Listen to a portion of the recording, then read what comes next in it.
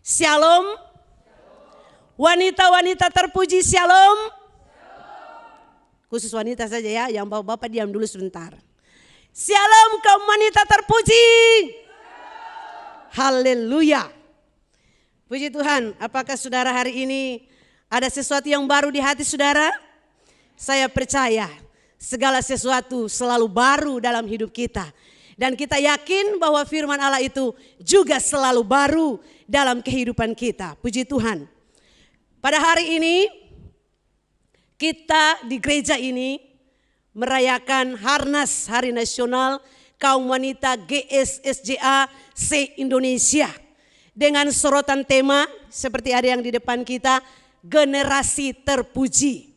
Sebenarnya Hari Nasional Kaum Wanita sudah seharusnya dilangsungkan pada bulan Agustus. Namun karena kondisi pandemik sampai hari ini baru kita di gereja ini merayakannya. Namun tidak mengurangi rasa sukacita kita. Kita tetap bersyukur karena Tuhan kita Tuhan yang luar biasa. Sehingga kita masih tetap menjadi wanita-wanita yang terpuji, bukan wanita yang makan puji. Haleluya. Bapak-bapak, hari ini khusus ya buat kaum ibu dulu, kaum wanita. Haleluya. Dengan sorotan tema generasi terpuji, kita akan lihat ayat ini, satu ayat, kutipan ayat dalam firman Tuhan. Di dalam Lukas pasal 2 ayat yang ke-52. Firman Allah berkata begini. Dan Yesus makin bertambah besar dan bertambah hikmatnya dan besarnya dan makin dikasihi oleh Allah dan manusia. Jadi kita fokus belajar tentang Yesus Kristus. Kalau di awal ibadah tadi di opening kita semua sudah mendengarkan lagu yang dinyanyikan oleh kaum wanita Harnas dengan judul Wanita Terpuji.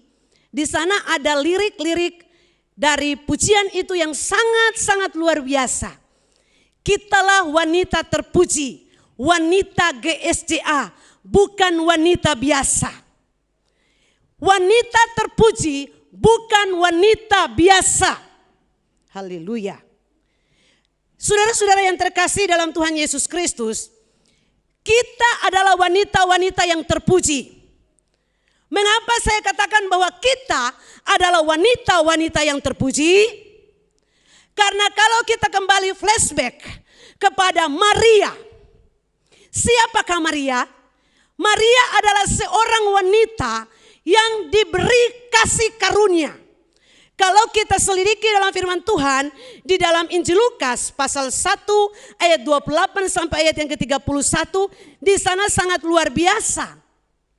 Dan juga kalau kita ikuti ketika Allah mengutus malaikat Gabriel datang kepada Maria, masuk ke dalam rumah Maria, dikatakan bahwa salam hai engkau yang dikaruniai, Tuhan memberkati engkau. Ini luar biasa, satu perkataan yang disampaikan oleh malaikat Tuhan kepada Maria, bahwa dia adalah wanita yang diberi kasih karunia. Jadi Maria bukan wanita biasa. Mungkin menurut pandangan manusia, menurut pandangan orang-orang pada masa itu, Maria adalah wanita yang sederhana. Dia mungkin tidak ada apa-apanya jika dibandingkan dengan wanita-wanita yang lain.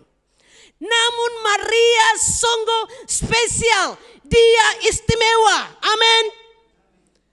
Bapak-bapak harus berikan pujian kepada istri-istrimu, bahwa istri-istrimu itu istimewa.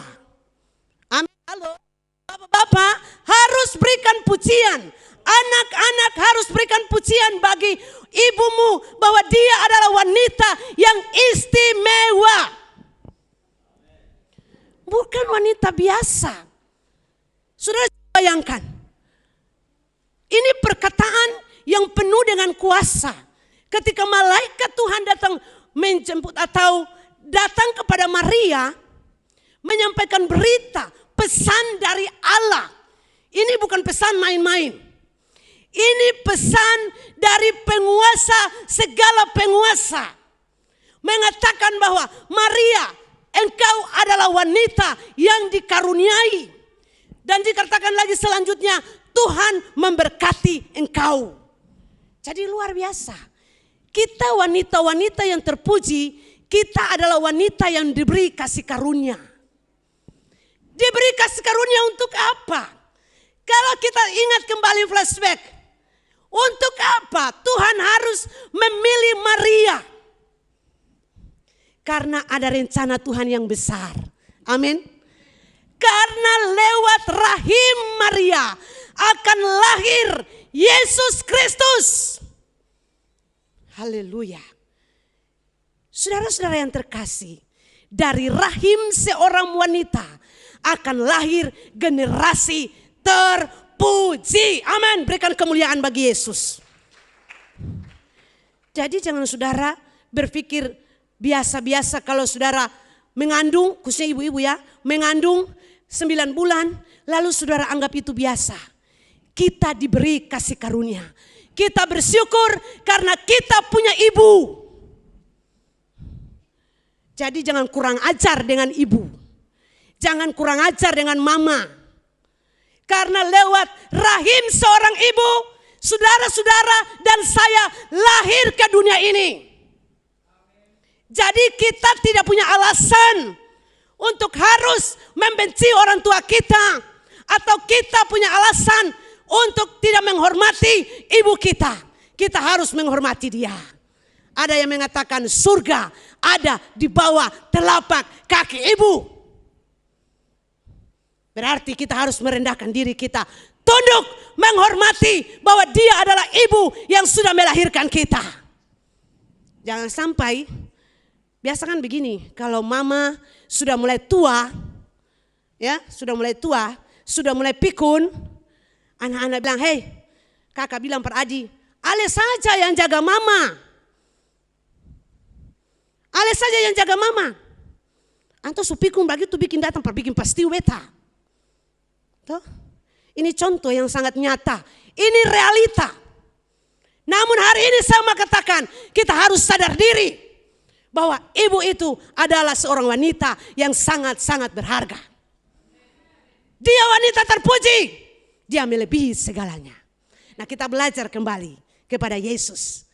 Wanita terpuji melahirkan generasi terpuji. Yesus Kristus adalah contoh yang kita pelajari. Lewat Yesus Kristus, dia sudah membuktikan kasihnya yang luar biasa. Haleluya. Di sini kita akan belajar ada beberapa pertumbuhan dari Yesus. Dia bertumbuh secara mental, intelektual. Dia bertambah hikmat. Sebagai manusia, Yesus mengalami pertumbuhan. Jadi, saudara, Yesus, dia adalah Allah, dia juga manusia 100%. Yesus lahir di mana? Di kandang. Yesus juga diasuh oleh Maria dan Yusuf, orang tua yang Tuhan percayakan mengasuh, mendidik Tuhan Yesus. Jadi Yesus bertumbuh secara mental, intelektualnya, wataknya dibentuk, dia bertumbuh. Sehingga pada waktu dia berdebat dengan alim ulama, kalau kita baca dalam Injil Lukas pasal yang tadi kita baca, Lukas pasal 1 ayat 46 ayat sampai ayat yang ke-47.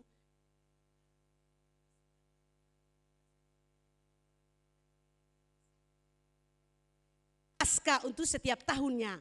Lalu ketika mereka akan pulang kembali kampung halaman, bayangkan selama 3 hari mereka cari ini anak ada di mana. Orang semua sudah pulang kampung, mereka cari Tuhan Yesus. Ternyata Tuhan Yesus ada di dalam bait Allah sementara berdebat dengan alim ulama. Yesus membuktikan dan dia menunjukkan kecerdasannya. Luar biasa. Secara intelektual, Yesus adalah figur yang luar biasa. Kita belajar dari Tuhan Yesus. Nah saudara-saudara yang terkasih dalam Tuhan Yesus, ini satu pembelajaran buat kita. Bahwa anak-anak kita, mereka itu sama di dalam pandangan Tuhan. Amin. Jangan katong bilang, anak yang satu ini dia pintar, anak yang satu ini dia bodoh. Ini sangat berbahaya. Jadi kalau puji, puji semua. Yes, amin. Bepu anak ini bodoh-bodoh ini dia kasih sekolah dia cuma sampai di SMA saja cukup, tidak usah yang lain-lain.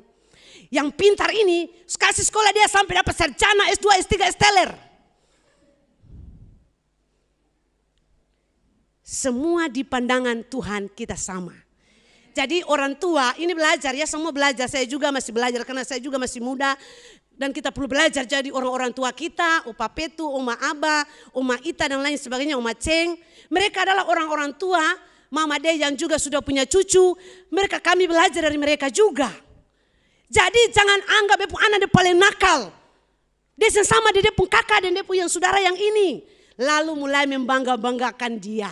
Sedangkan yang satu dia bilang, Mama dan Bapak selalu bilang, beta bodoh, lebih baik beta begini saja. Saudara, anak yang dikaruniakan kepada kita diberikan tanggung jawab kepada kita untuk selalu berbicara positif bahwa dia pasti satu saat akan sukses. Beta selalu bilang buat Jojo dengan Epian, kalau Jojo perselalu. Besok lusa sukarja, jangan lupa mama. Kaget-kaget mama dengar, mama, Jojo kirim uang naik pesawat, tiket pesawat, mama datang. Nah itu luar biasa. Jadi jangan kadang-kadang kita menganggap anak ini dia tidak ada apa-apanya, tapi satu saat nanti kita lihat dia akan menjadi orang yang sukses. Ini sudah paling banyak kenyataan yang kita lihat di sekitar kita. Waktu di SD kita anggap dia bodoh, mau baca saja hampir bisa. Tetapi coba satu saat nanti katong kaget, sudah ada yang cas sepatu batinat. Kaget toh, dia dulu anak bodoh-bodoh sekarang luar biasa. Jadi jangan sekali-kali kita anggap remeh kalau anak kita yang satu ini bodoh. Belajar dari Tuhan Yesus. Peranan orang tua sangat besar. Peranan seorang ibu yang terpuji sangat besar. Amin. Ketong semua masih belum sempurna. Tapi kita belajar dari Ibu Maria. Dia mengasuh anaknya yaitu Tuhan Yesus. Mengasuh Yesus dengan luar biasa. Mendidik Yesus dengan luar biasa. Dengan hikmat dari Tuhan. Sehingga Tuhan Yesus bertumbuh secara mental, intelektual. Yesus luar biasa. Tidak ada seorang alim ulama yang bisa tantang Yesus. Kecerdasannya, kepintarannya luar biasa. Kemudian yang berikut, bertumbuh secara fisik. Firman Allah bilang tadi bahwa Yesus bertumbuh besar. Berarti Tuhan Yesus bukan bayi saja, tapi dia bertumbuh.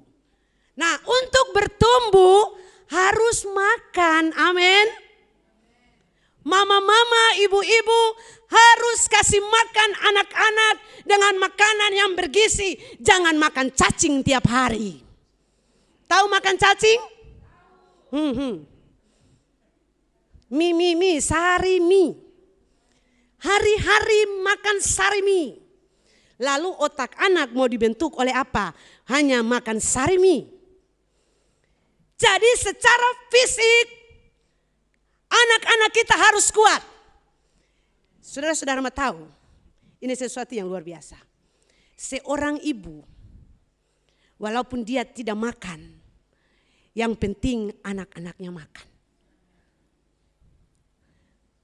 Terkadang kita ibu ini, kadang-kadang saya juga begitu, kadang-kadang Pak bilang, ini baru saya makan nanti sampai habis baru bilang, susah ada.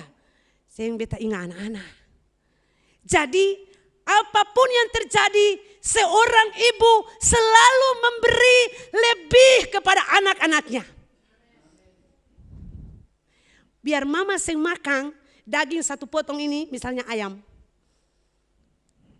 Beta kalau di sini biar beta seng makan, yang penting anak-anak itu mereka bisa dapat 1 atau 2 potong. Biar beta nanti mau sepanggal saja. Yang penting anak-anak mereka bisa makan. Biar seorang ibu mungkin hanya makanan itu nasi atau bubur mungkin 1 piring. Biarkan anak-anak. Nanti kalau sisa-sisa biasa mama itu makan yang sisa. Nanti sisa-sisa baru mama pergi di belakang makan akan jua. Yang penting anak-anak bisa makan.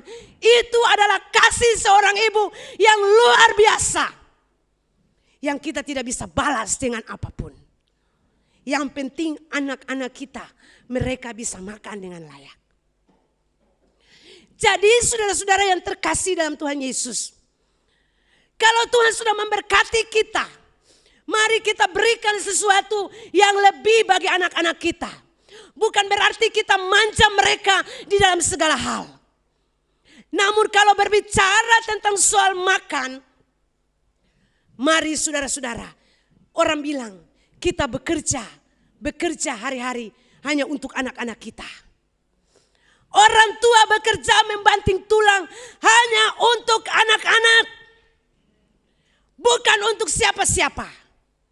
Oleh sebab itu, generasi yang terpuji, kalian harus menghormati orang tuamu yang sudah membesarkan engkau, yang sudah rela melakukan semuanya bagi engkau.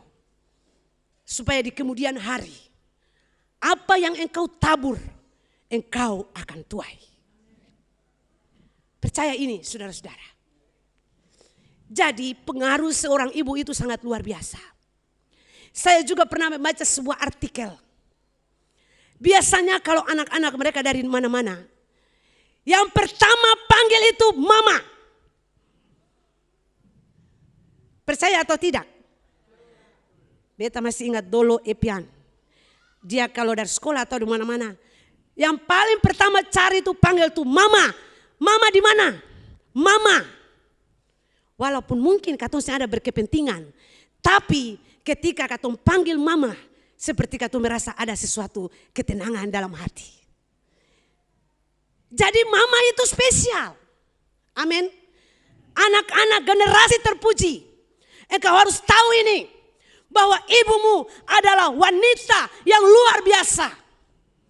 Walaupun mungkin secara pendidikan dia tidak mencapai gelar yang tinggi, tetapi dia adalah seorang ibu mungkin yang sederhana saja. Mungkin dia hanya berpendidikan SD, tetapi jangan engkau anggap remeh dia. Sekarang kan banyak anak-anak yang mereka rasa mereka hebat, mereka pintar, mereka ada di dunia digital, mereka punya semuanya. Lalu mereka merasa bahwa mereka orang hebat. Mereka pikir orang tua itu tidak tahu apa-apa, bodoh, kuno. Tetapi engkau harus menghargai bahwa orang tuamu sangat-sangat berharga. Haleluya. Ibu, di mana saja orang akan selalu sebut ibu. Ibu adalah wanita hebat. Amin. Doanya penuh kuasa. Apa saja yang dia lakukan selalu diberkati oleh Tuhan. Itulah wanita terpuji. Kita bukan wanita gampangan. Kita adalah wanita-wanita terpuji di pandangan Tuhan. Haleluya. Jadi mari kita terus mendidik anak-anak kita. Membawa mereka untuk lebih mengasihi Tuhan. Haleluya. Memperhatikan apa yang mereka butuhkan setiap hari. Jadi tanggung jawab seorang ibu melayani rumah tangga, melayani suami, melayani anak-anaknya. Amin. Kalau tidak ada ibu, bisa bayangkan, dalam rumah itu kacau balau, talamburang kiri kanan orang Ambon bilang.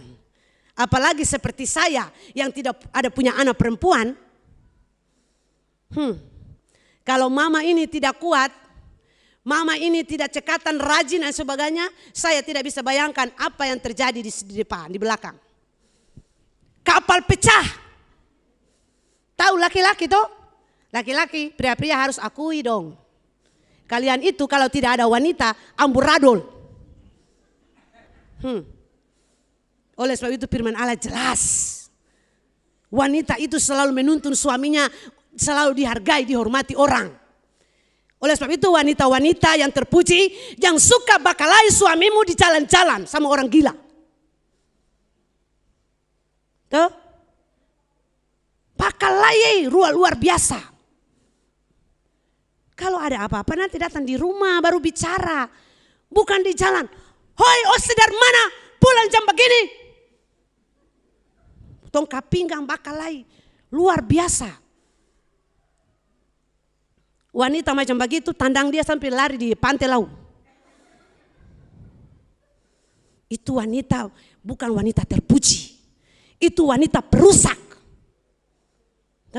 Banyak-banyak yang ketemu lihat sekarang ini. Harus menghargai suamimu, tapi kadang-kadang katun juga marah toh. Kadang-kadang wanita nih, saya bapak-bapak bilang, iyo, dong perempuan itu katun pun satu, dong pun 1000. Dong baru bicara satu, katun cuncang. Tapi sekali lagi, dia tetap kepala keluarga. Suami adalah kepala keluarga. Kita harus menghormati, menghargai dia. Kalau saudara mau orang lain menghormati suamimu, engkau lebih dahulu menghormati suamimu.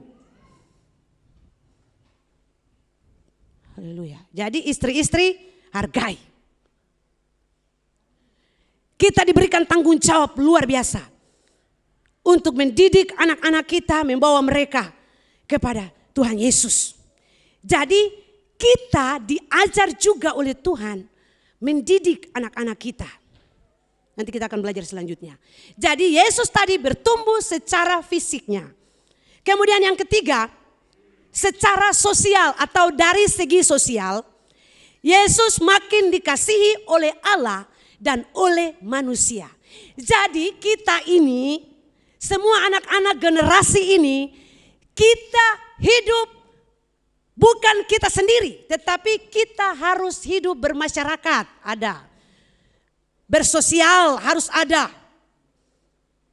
Kalau mau hidup menyendiri-sendiri, pergi di hutan-hutan, di gunung-gunung lalu tinggal sendiri. Kita ini hidup bermasyarakat. Amin. Jadi kalau ada di Eri, bukan katong sendiri, katong ada juga punya tetangga, ada punya teman-teman, ada punya semuanya yang lain. Jadi kita ini hidup bersosial. Itu penting sekali. Nah, di dalam hidupnya Yesus di bumi, Yesus berhasil bergaul dengan siapa saja, dengan golongan mana saja. Saudara lihat Tuhan Yesus, dia ada di mana saja. Dia berjumpa dengan orang-orang sakit, orang-orang buta, orang-orang lumpuh, bahkan perempuan pelacur, Matius si pemungut cukai, Paulus si pembunuh dan sebagainya. Yesus ada dengan mereka. Jadi luar biasa. Karena Tuhan Yesus datang untuk mereka juga. Amin. Jadi Tuhan Yesus dikenal. Firman Allah berkata bahwa di mana-mana Yesus ada, orang pasti banyak. Berbondong-bondong mengikuti dia. Karena apa? Secara sosial Yesus punya pengaruh. Jadi kita harus hidup bermasyarakat, harus mantap. Amin. Harus mantap. Generasi, anak-anak semua generasi ini, kalian harus menunjukkan bahwa kalian adalah anak-anak yang baik, generasi terpuji. Berjalan di mana saja engkau harus beri hormat. Ya, anak-anak sekolah kalau kemana-mana, ke sekolah atau kemana, selamat siang tante, selamat siang om, selamat pagi ibu, selamat malam dan sebagainya harus. Nah, tapi herannya anak-anak sekarang ini, biar kita berdiri di depan jalan, mereka lewat tidak peduli. Ini generasi yang sekarang ini.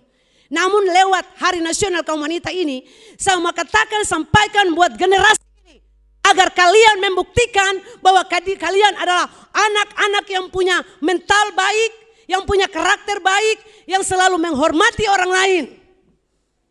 Hidup bersosial, bermasyarakat, berkecimpung dengan orang lain, menghargai orang yang lebih tua, itu penting. Kalau katong dulu-dulu didikan orang tua, mau lewat saja di depan mereka harus tunduk. Semua sudah tahu kan? Permisi. Sekarang sayang, anak-anak sekarang ini saya tidak mengerti. Karena ini bukan hanya untuk 1-2 orang. Hampir keseluruhan anak-anak zaman now ini seperti itu. Mereka tidak peduli. Mereka mau bikin apa sih, ikut mereka punya suka. Tapi kita sebagai orang tua harus mengajar mereka, membawa mereka. Supaya mereka lebih mengasihi Tuhan. Amin. Mengasihi Tuhan. Firman Allah katakan bahwa Yesus dikasihi oleh manusia dikasihi oleh Allah. Jadi generasi terpuji harus bisa mendapatkan nilai lebih. Anak itu dia paling baik. Anak itu dia paling pintar. Anak itu dia paling menghormati orang, itu kan pujian-pujian dari orang pasti akan datang. Anak itu dia tidak sembarangan. Dia tidak bergaul sembarangan. Jadi kita harus mengajar anak-anak kita supaya mereka tetap ada pada komunitas yang bukan komunitas yang hidupnya rusak. Ingat ini. Karena firman Allah jelas mengatakan bahwa jangan kita sesat, bahwa pergaulan apa itu dikatakan bahwa di saat kita bergaul dengan orang-orang yang tidak benar, kita pasti akan punya kelakuan yang sama dengan mereka. Jadi kita harus mengarahkan anak-anak kita, generasi ini, agar hidup mereka benar-benar memuliakan Tuhan. Kalau mereka bergaul di sekolah, karena kita ini kan orang tua tidak pernah tahu. Kalau di rumah mungkin mereka lain. Kita tidak tahu di luar sana mereka seperti apa. Jadi kita perlu menanamkan ajaran-ajaran firman Tuhan bagi mereka. Supaya ketika mereka ada di luar sana, mereka tetap ingat, mama dan papa pun pasang perbeta itu apa. Itu yang paling penting. Kenapa generasi sekarang ini banyak yang hancur, rusak. Pergaulan bebas, seks bebas, narkoba, macam-macam yang mereka lakukan. Karena apa? Salah satunya juga kurang didikan dari orang tua. Jadi orang tua punya peranan yang luar biasa. Kita punya tanggung jawab bukan hanya kasih makan. Kita punya tanggung jawab bukan hanya kasih minum, kasih pakai. Tetapi kita punya tanggung jawab untuk mengajarkan mereka tentang firman Allah, kebenaran-kebenaran, agar ketika mereka ada di luar sana, mereka tidak sembarangan. Mereka tahu persis bahwa mereka adalah milik Kristus. Amin. Oleh sebab itu saya selalu katakan, ibu-ibu, katong selalu berdoa untuk katong anak-anak. Kalaupun mereka ada di luar sana, mereka mau hidup takut akan Tuhan. Itu doa yang paling mendasar buat kita. Karena kalau kita tidak berdoa, maka pasti akan hancur. Kita harus berdoa, Tuhan lindungi anak-anak kami dari segala godaan-godaan dunia yang jahat ini. Agar mereka selalu dilindungi oleh darah Yesus. Ketika mereka ada di dalam pergaulan, mereka dalam hidup bermasyarakat, mereka ada di mana saja di tempat pendidikan, mereka selalu dilindungi oleh Tuhan. Itu adalah doa seorang ibu. Pernahkah saudara lakukan ini, ibu-ibu? Engkau sementara cuci pakaian kah? Engkau sementara masak? Engkau ingat anak-anakmu ada di sekolah. Doakan mereka, Tuhan lindungi mereka. Tuhan Yesus berkati mereka. Masa depan mereka Tuhan, saya baik buat mereka. Jadi kita punya tugas yang luar biasa ini, jangan kita lalaikan. Mereka ada di mana saja kita mendoakan mereka, amin. Wanita-wanita terpuji, ini tanggung jawab kita bagi generasi terpuji. Kalau doa kita, saya yakin doa seorang ibu itu dahsyat. Amin, tepuk tangan dulu. Doa seorang ibu dahsyat. Jadi bapak-bapak jangan main-main dengan doa seorang ibu. Seorang ibu doanya luar biasa. Luar biasa. Jadi kita harus jaga ini. Kita harus terus mendoakan anak-anak kita generasi ini. Kemudian yang terakhir, Yesus bertumbuh secara rohani. Bertumbuh secara rohani. Ini penting sekali. Di atas semuanya, Yesus dikasihi oleh Bapanya. Ia begitu taat kepada kehendak Bapanya. Demikianlah juga kita. Lebih dari segalanya kita harus hidup yang menyenangkan hati Bapa kita yang di sorga. Amin. Harus hidup menyenangkan hati Bapa di sorga. Jadi kehidupan secara jasmani mantap, secara rohani harus lebih mantap. Jangan katong pikir hanya hidup ini makan, minum, pakai. Cukup. Secara rohani kehidupan kita di dalam Kristus harus lebih luar biasa. Amin. Wanita-wanita terpuji, generasi terpuji. Walaupun mungkin engkau orang hebat, engkau orang pintar secara intelektual, secara IQ engkau orang hebat. Tetapi itu bukan segalanya. Kehidupan secara rohani mengenal Yesus dan hidup di dalam Dia itu lebih berharga dari semuanya. Jadi mari kita belajar terus untuk mengasihi Tuhan. Mengasihi Tuhan lebih dari semua yang lain. Kalau kita mau dikasihi oleh Tuhan, kita harus terus belajar untuk mengasihi Dia. Belajar untuk mengasihi Dia. Dan hidup lebih memberi makna selama kita ada di dunia ini. Jadi peranan seorang ibu secara rohani itu sangat luar biasa. Sangat-sangat luar biasa. Bukan kita hanya mendidik anak. Banyak orang kan mendidik anak itu dengan rotan melulu. Saya bisa bandingkan. Mungkin dulu orang tua kita mendidik kita keras. Kalau dulu rotan tetap kenal. Bahkan saya lihat dulu itu orang tua itu siap rotan. Batul kasih yang opa petu. Orang tua apalagi batang langsa. Sulia batang langsa toh. Itu kan dia lurus panjang. Siap. Guru-guru di sekolah siap rotan. Sekarang coba pukul. Penjara. Padahal firman Tuhan bilang. Firman Tuhan bilang apa? Kita harus mendidik, menghajar anak kita itu pada waktunya. Gunakan tongkat. Bukan berarti kekerasan, tidak. Karena orang selalu rotan. Jadi pukul saja. Kalau sudah pakai rotan, pakai rim lagi. Dapat pukul dengan rim luar biasa. Dulu itu kita dapat pukul itu bukan pelan-pelan saudara. Kalau saya masuk sekolah 1 hari saja. Ada yang mereka ikat kita di pohon. Pukul. Kalau orang tua dulu ikat di pohon, ambor ampas kalapa. Lalu samut datang gigi kita punya kaki-kaki luar biasa.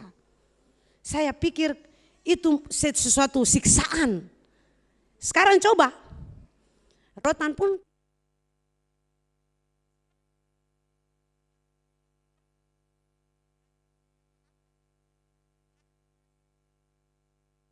Undang anak-anak dimunculkan. Lalu akhirnya anak-anak semakin membandel, kepala batu luar biasa. Tapi sebenarnya didikan-didikan orang tua seperti itu memang ada punya maknanya juga buat kita. Bukan kekerasan untuk membunuh, tetapi ketegasan ditunjukkan di sana. Jadi saudara bisa bedakan ini ya. Kalau gunakan rotan, jangan gunakan rotan dengan emosi. Kadang-kadang katong orang Ambon ini jelas-jelas saja. Dengan emosi pukul luar biasa. Sampai anak minta ampun masih pukul lagi. Itu mungkin surencana untuk membunuh apa? Jadi harus bertobat kalau ada yang seperti itu. Kita mendidik. Kalau anak-anak sekarang, kalau dengan rotan itu sangat bahaya. Kalau sebesar macam epian kau pukul dari rotan, bisa bayangkan. Kalau macam kau ambil rotan per pukul. Mamanya untuk kira mangka beta anak kecil kapa. Jadi tidak bisa lagi. Bicara. Oleh sebab itu Musa bilang dalam kitab Ulangan itu luar biasa. Engkau harus berulang-ulang. Mengajar, mendidik, mengajar. Jadi kasih bilang ulang-ulang terus. Di saat engkau berbaring, engkau berdiri, engkau berjalan, engkau ada di mana saja. Harus selalu diberitahukan. Jadi peranan seorang ibu luar biasa. Amin. Amin ibu-ibu. Wanita-wanita terpuji. Ingat engkau masih punya peranan sampai hari ini. Engkau adalah wanita-wanita hebat. Engkau adalah wanita-wanita tangguh. Jangan dianggap remeh. Oleh sebab itu mari kita tetap memuliakan Tuhan. Biarlah firman Tuhan hari ini menjadi berkat buat kita semua. Di mana saja kita berada, kita terus mendoakan generasi ini. Anak-anak kita yang kita lahirkan ke dunia ini, mereka adalah titipan Tuhan. Amin. Mereka adalah titipan Tuhan. Selama mereka masih ada di tangan kita, kecuali satu saat nanti mereka sudah hidup sendiri. Oke. Tapi selama mereka ada di tangan kita, mari kita bawa mereka kepada Yesus. Amin. Jadi sekali lagi ibu-ibu, wanita-wanita terpuji, anak-anakmu yang masih ada di rumah, yang masih berkeliaran sana sini, tidak pernah tahu arah hidup mereka, mereka tidak pernah ke gereja, mereka tidak mau lagi melayani Tuhan. Engkau punya tugas, tanggung jawab terhadap mereka. Bawa mereka kepada Kristus. Bawa mereka untuk melayani Tuhan. Bawa mereka untuk mengikut Tuhan. Selama masih ada kesempatan. Tuhan Yesus memberkati kita semua.